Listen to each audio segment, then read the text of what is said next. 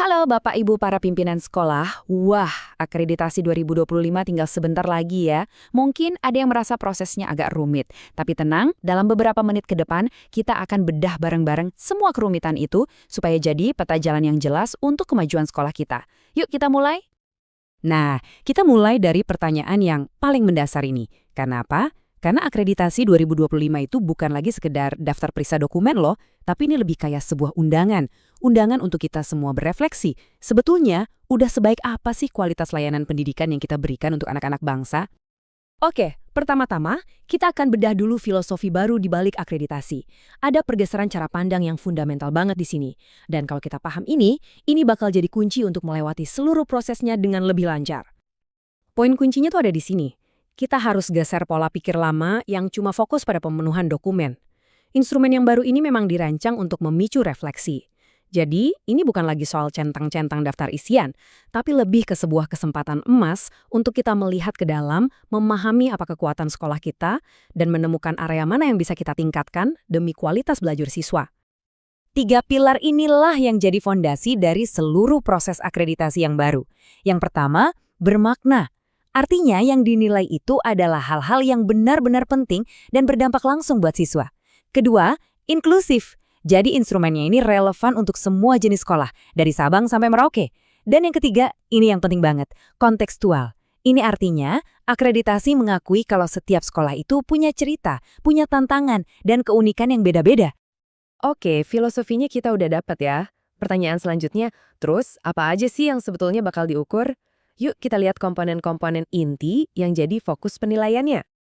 Nah, gambar ini dia intinya. Kualitas sebuah sekolah itu bukan lagi soal fasilitas yang mewah atau tumpukan piala. Coba lihat deh gimana keempat elemen di diagram ini saling nyambung. Kualitas sejati itu lahir dari sinergi. Sinergi antara proses belajar, guru yang keren, lingkungan yang mendukung, dan kepemimpinan yang visioner. Semuanya harus jalan beriringan. Kalau dirinci lebih dalam lagi oleh BAN PDM atau Badan Akreditasi Nasional, ada 4 komponen kinerja utama.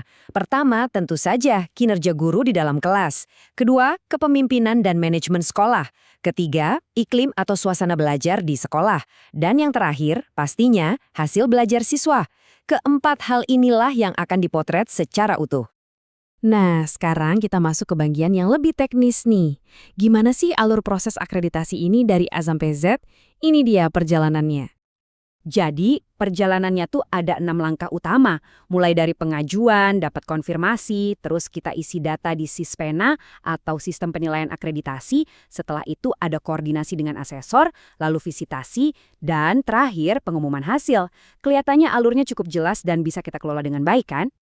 Nah, ngomongin soal visitasi, ini kan bagian yang sering kali paling bikin deg-degan ya. Ada kabar baik.